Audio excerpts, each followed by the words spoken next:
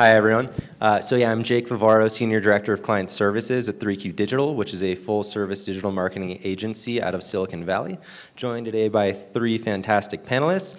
We have Zach Cole, Darcy Croatto, and Michael Kopeikin.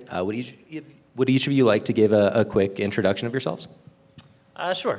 I work at UPMC Health Plan. We're a regional health insurance provider based in Pennsylvania, Pittsburgh specifically. And I manage all of our search initiatives, our digital analytics, and a lot of our digital strategy. And I'm Darcy Croatto. I work at Edison Properties. It's a regional real estate company that also owns and operates businesses within our real estate holdings. I manage everything digital for us. We work with a search agency, but I do social in-house. I also do email marketing, reputation management, everything. Hi, I'm Michael Kopeikin. I work at Publicis. I lead digital marketing, specifically performance media for a couple of key clients, and I'm responsible for display, search, and social, really the full funnel impact on customer acquisition. Great. So as Ross was saying, we heard earlier today about pre-search and what you can learn about users before they actually hit the search on Google or Bing. We're going to be talking about the flip side of that, but I think there will be some crossover as well of really looking at once someone conducts that search and does not convert, how can we be best reaching those users across their user journey from there? So as part of that user journey, generally, users are most likely going to have touch points across numerous different channels, but this is the Search Insider Summit. So let's start out talking about some search tactics. What have all of you seen in the last 6 months to year as some of the most effective RLSA tactics for your brands? I think for us, our best success has been in the B2B space, which is my biggest challenge in paid search. So we have a couple companies focused on sort of HR programs, employee wellness, that kind of thing outside of just the health insurance aspect. So we've been trying to use RLSAs to kind of help us with intent. So it's been kind of pairing those with certain keywords to serve certain content. The biggest challenge otherwise, I think, for us is just volume being so small. So with those more national reach HR clients, it's been a lot easier and I think a lot more effective. And for us, I'd say we'd be using a lot of the other Google products as like our RSLA places where we're activating. So we're doing a lot more on YouTube, a lot more with Google Maps, a lot more with display, like trying to really integrate all of our marketing to when we're hitting those touch points to get everybody in all the different spaces we can through Google. For us, we've used things like demographic bidding, but ultimately we've tried to focus on customer caliber or high quality, and so we've isolated some of our campaigns to mobile specific, where we've gotten lower overall volume, but higher overall quality in our conversions.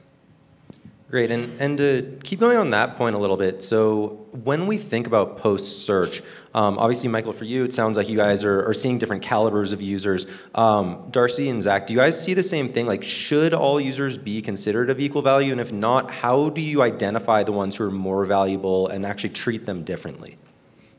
For us, that's a really interesting point because we're so regional. So, you know, a certain value of a user definitely depends on their like nearness to our product. I was talking to someone earlier about how Manhattan Mini Storage doesn't want to retarget somebody in Wyoming or even outside of Manhattan. So it's sometimes difficult for us to control that geo-targeting, but that's an issue that we're really focused on, zip code down to, you know, neighborhoods. And I think for us, we try to look at on-site behavior to sort of qualify or disqualify audiences and their quality. So if you're just kind of on there, you come from a search ad, you come from any kind of ad, and you're bouncing off, I don't necessarily want to do anything with you. So I kind of like to look at what their engagement path on the website has been, take that audience data, and then kind of utilize that within our advertising campaigns. Sure, and Michael, what about for you? You called out, obviously, bidding higher on more valuable audiences. Do you also speak to those audiences differently or treat them in any other different ways, or more just make sure that you're showing up higher on the page? We actually do speak to them differently. So for the clients that I cover, obviously we're looking for new customers, but we take an approach that all new customers aren't created equal. And so even our messaging is different. In terms of cross-selling certain products or understanding where they are in the customer journey or in the customer conversion cycle. And by virtue of that, through A/B testing, we slightly modify whether it's our ad copy or our creative copy in that message. Great, and I think with a lot of the points that are being made right now, we're sort of dancing around the idea of personalization, right? It's a big buzzword in the industry, but personalization really means different things to different people. For your brands, how do you guys see personalization coming into play, and at what level in that post-search journey? I think for us, it's going to kind of play in very well with sequential messaging, and I don't necessarily want to personalize in the sense that I'm throwing your company name on the website. I want to do it more in the sense of what are you interested in, what kind of path do I want to put you in kind of tracking your engagement throughout that process. And then in the health insurance side, we have a unique challenge of there's so much I can't do, I can't say. So with that, it's kind of figuring out how I can creatively use search in digital marketing to reach people and funnel them where I need them, be it health engagement, be it member engagement and other kind of areas. So it's sort of that balance we have to strike of what can I do, what can I creatively do, and how deep into personalization do I want to get before I don't see any ROI. And for us, personalization really comes in terms of storage, which is one of our biggest revenue drivers as a company. Into like the different types of customers we're going to have, they can be really wide ranging. So it's people who are moving, students, real estate, people who we support their B2B. So they're just such different messaging that they need. So it's really into that content marketing. And then also just kind of understanding the type of purchase that storage can be in terms of like the quickness of the turnaround and kind of like how everyone is comparing prices between different companies. So we want to make sure that we have, the most information up front very quickly. So for certain industries that I cover, similar to health insurance, financial services, for example, is somewhat restricted in terms of the data that we're able to leverage for targeting. But what we found is that customers are actually, I think, more welcoming to targeted messaging that is based on their interests, whether it's travel or even purchase history that's just more relevant. And I think what that does overall is that it enhances the value proposition for them, for the product that we're trying to get in front of them.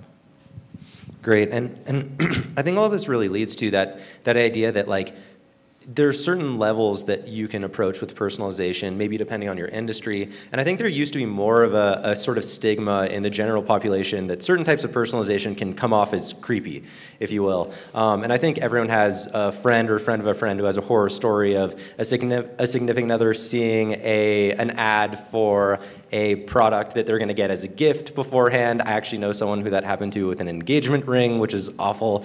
But even with the clients that I work with at 3Q, there's a big variety of stances, even if they're allowed to be as creepy as they want to be, of how they want to balance the effectiveness of some personalization tactics with that perceived creepiness factor. Definitely curious to hear from Michael and Zach more from you guys about, you mentioned that you have limitations there, about specifically how you're getting around them. And then Darcy, how do you handle that for your brand? For us, I think there's a lot of things we can't say, right? Like, I can't identify your health conditions. Pregnancy is a humongous thing. I can't really identify who's pregnant anywhere. I can't do it in direct mail. I can't do it in search. I can't do it in digital. So I think, challenges aside of what I can and can't do, I think there's a certain level of people expecting now, this far into, I don't know how long digital marketing's been around, but this far into it, I think people kind of are expecting that certain level of personalization, that certain level of retargeting. I think you're kind of expected at this point to see that. So I don't know how creepy it gets. But what I'd like to do is kind of say what's going to be effective for the people to see. Again, going back to that intent-based, what kind of content do you want to see? What have you engaged with? Maybe I give you other things to engage with similar to that. So I try to balance the creepiness, but I don't think it's too creepy anymore. Yeah, I'd have to agree. I think it's not as creepy, I think, as it used to be. I mean, for us, we leverage the DMP to really gather, first-party and second-party data. I mean, there's a lot of data out there that's self-reported, and so we're trying to really leverage that because effectively that is what customers or prospective customers have given to us. With that said, we still need to be sensitive on when we're sharing what we know with that potential customer, and that really gets into the importance of understanding where we are in the customer journey. And so based on where we are in the customer journey, that's when we decide what level of information we want to disclose to that customer, ultimately to drive a conversion. And for us, I think the key is really like frequency caps, because we have such a small decision time and such a small target that if we're really pushing people who have visited our website, we want to make sure we're giving them the right information at the right pace, because we don't want to overdo it.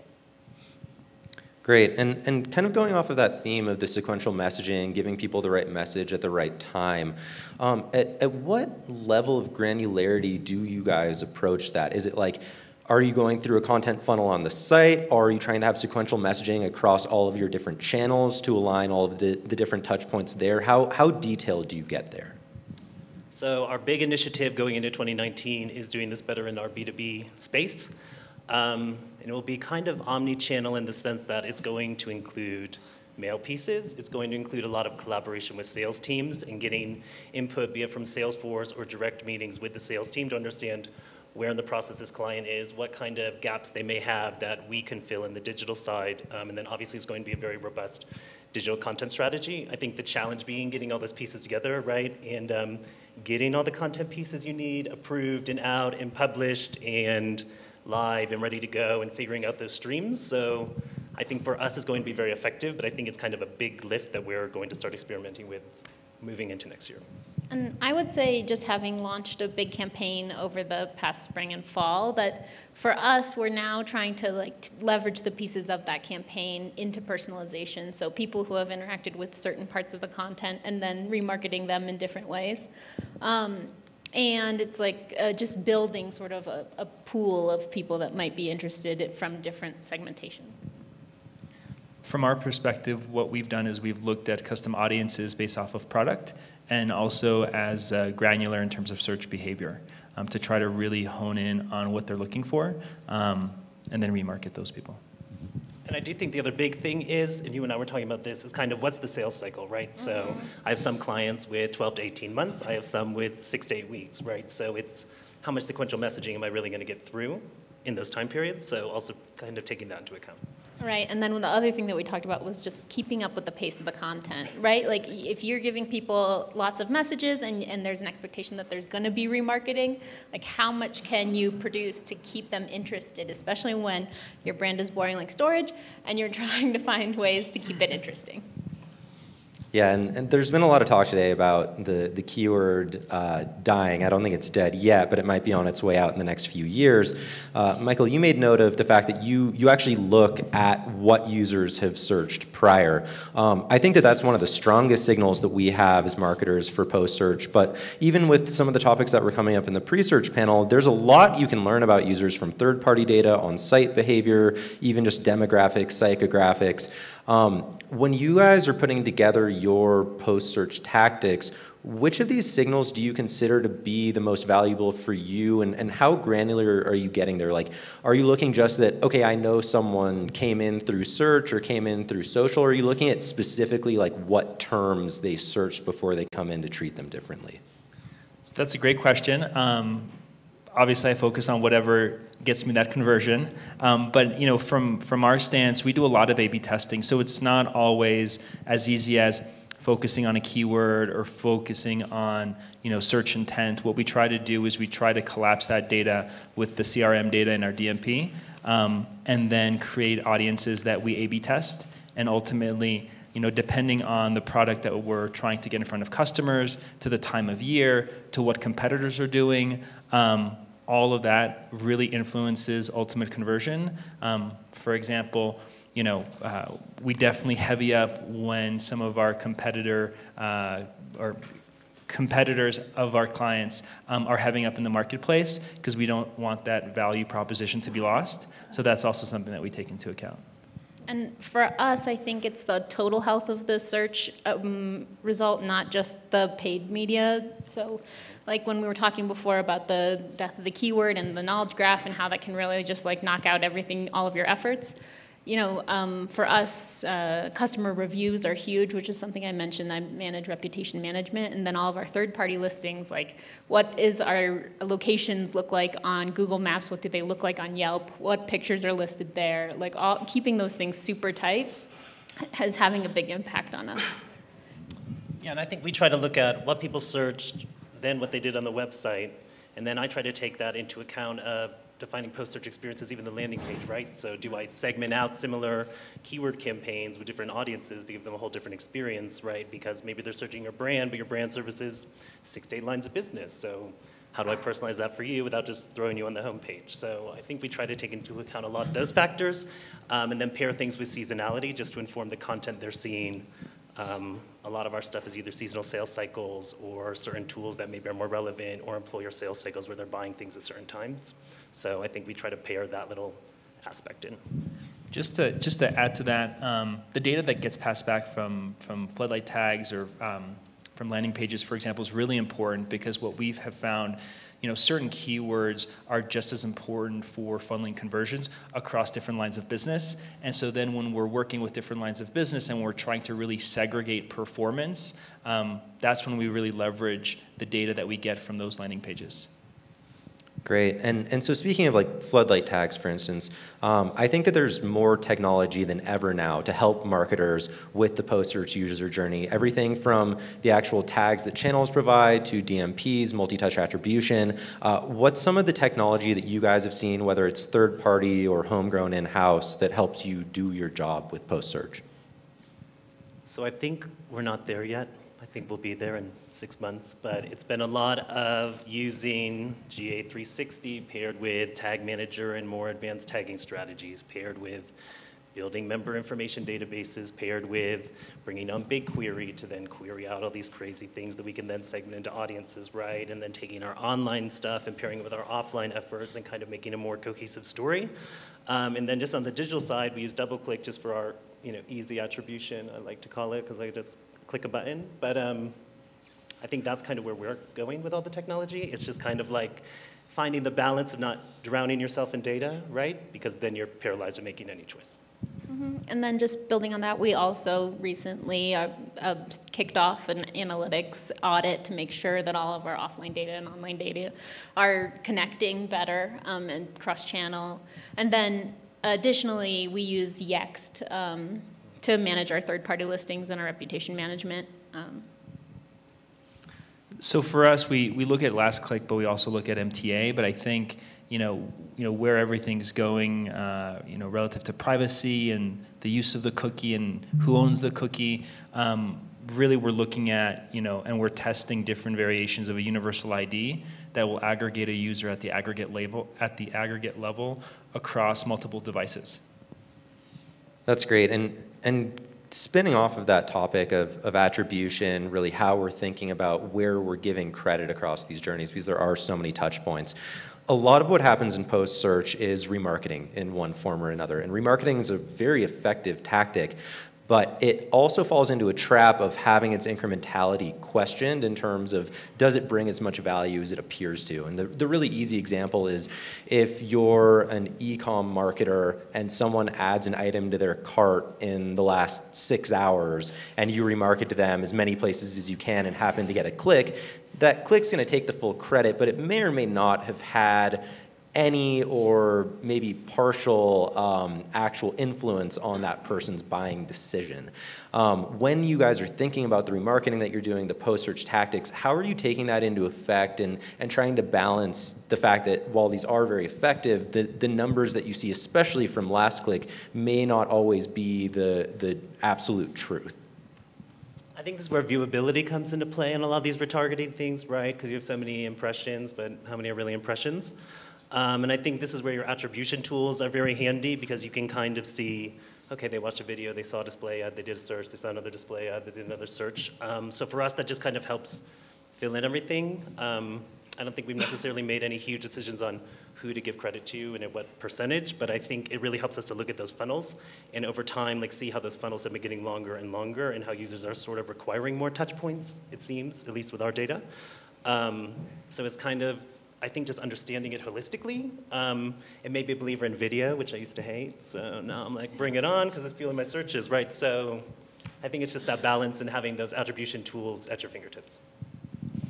And I feel, for us, we haven't certainly solved it at this point. We're still kind of operating on a last click model to some extent, because I think that's like what resonates with the business. But we also are we do have a huge investment in upper funnel too. And then just thinking about search as like not as more of the non-brand search efforts and less of the branded search efforts, just focusing there.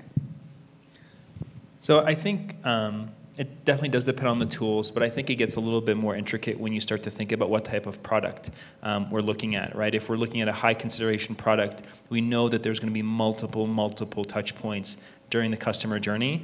And then in those instances, working with some clients, sometimes they like to focus, or at least the finance departments like to focus on last click because they can directly correlate that to revenue. But the reality is we know that last click might not be the sole contributor to that conversion. So what we're trying to do is take a product view on how we allocate attribution and go from there. Great. So going off script a little, so sorry to put you guys on the spot. So with a lot of what we've been talking about, and I think, Michael, something that you just called out speaks to this well, which is that in your jobs, you're dealing with a lot of different departments in post-search. We're dealing with, some people want to view the numbers one way. We're dealing with measurement teams, marketing teams, creative teams, people who are pulling audiences for us, et cetera. How do those structures work for you guys in your companies, or Michael, for you with your clients? And how do you think the ideal model works to really have everything in sync? That's a big question. I feel like that's a loaded question a little bit. No, it's definitely challenging because we do work with different stakeholders. I love Excel. I think anytime I'm speaking with a client, I definitely always start first with putting in Excel. The reason is typically I'll probably have to pivot and shift some of the numbers a little bit differently depending on whether I'm talking to procurement or finance or marketing. I think where the model really should be is taking sort of a holistic model where you have a team that is dedicated to working across both creative, but also digital, across the lines of business. And so with that, we try to develop a uniform message as well as a uniform strategy. I know that some of our clients are moving towards that direction. Others are definitely not moving towards that direction. But I think ultimately that's where it's going because technology's developing and becoming very sophisticated in terms of how we're tracking. And so that brings us back to the content, right? How's that content being developed? What does the creative look like? What kind of insights are we gathering through A/B testing? And so what you're finding is sort of the loop feedback has to be pretty tight around launching a campaign and even optimizing it during that period. And I think that, as marketers, we spend so much time thinking about this stuff that sometimes it's hard to remember to just take an extra minute to explain sort of what your purpose is or what you're after.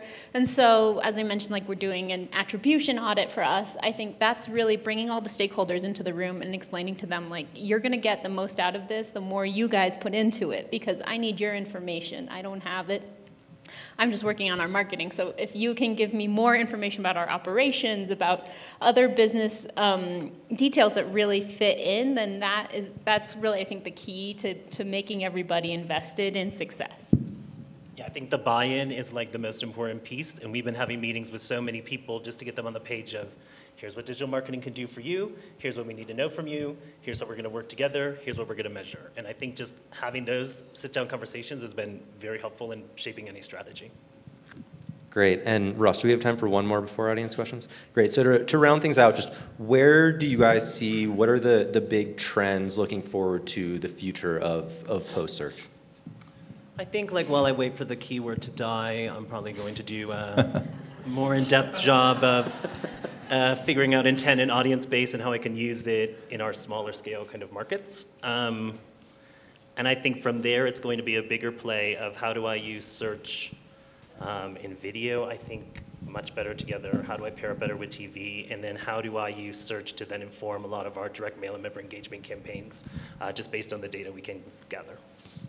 For us, we're looking strongly at voice optimization and different like chatbot capabilities because it's such a personal purchase and it's very individual to each person. So to some extent we can automate, but in other places we really can't. And then it's in terms of like what is the consumer interest. For parking, I think you do want to be able to tell your car, where can I go park? For storage, you might want to actually speak with a human. From my perspective, I think there's two areas. One would be chatbots. We all have gone on Google, we've searched for something, we get the answer sort of, kind of, not really, right? And so I think that's where chatbots are really going to be playing a bigger role in getting a little bit deeper in what the consumer is ultimately looking for. I think secondly is through audiences, right? So, we've talked about, first party, second party, third party data, the role of that, the accessibility of that, how do you aggregate that? And I think just becoming a little bit more sophisticated on how we're leveraging first and second party data is definitely going to play a key role. Great, agreed. Great, thanks guys. Any questions for this panel from the audience? You guys are very quiet today. It's okay, it's day one. I have a kind of longish kind of question, which I'm going to take a stab at. So for the panelists here. So we've learned a lot this year in 2018 about the importance of minimizing creepiness, right? Especially when looking at like a Facebook or a Google, and they've had to go on trial in front of Congress and stuff. But like, as we as an industry are sort of doing better in that regard and creating a better, more holistic picture of the consumer and building these profiles and all that's happening and minimizing creepiness is certainly in our minds in some way. How do you kind of reconcile the fact that like consumers are just starting to get kind of mad about this stuff and like they're just kind of waking up to how it all goes down, kind of what happens in this world? How do you see those two things kind of reconciling themselves over the next 5 to 10 years as we continue to build out our audiences more without really knowing them, allegedly? I always have trouble sympathizing with consumers in this respect because it's like you've given up everything to someone. But that said, I think for us a lot of it's just like the laws like you can't do this and we're like, okay, great. But I think a lot is also trying to gently message the people you need to message without maybe necessarily calling out these things and kind of discreetly moving them into certain funnels. So I think you have to be a little more sophisticated and strategic with your messaging strategy, just so you're not creepy or over, stepping a line anywhere. Okay. And I think maybe there'll be less prospecting on people who weren't great prospects to begin with. So it's probably just going to force everyone to be creepier because we're going to need to be able to identify our audiences. So, it's going to cause more like building audiences off of video, like pulling in audiences wherever you can. So even though they're becoming more aware, I feel like we have to become more savvy. That's a great answer. Yeah, I think, I'd agree to that. I think where we are today is, consumers, for better or for worse, when accepting those terms and conditions, right, didn't fully understand, what they were accepting. And I think consumers are recognizing, how their data, their personal data is being used. I do think, though, that over time, people will become more comfortable knowing that their data is being bought and sold. And as long as I think they're aware of that, I think that'll make them a little bit more comfortable. But then I think to your point, from a targeting perspective, it's definitely going to get more sophisticated and hopefully with increased relevancy, that'll reduce the creepiness, but I guess we'll see. Do you think consumer education is going to be helpful or hurtful in terms of this stuff? I think helpful. I think if you're like, hey, we're going to clear your ads of all the crap you don't want to see, and here's things tailored to you, I think that's a beautiful thing.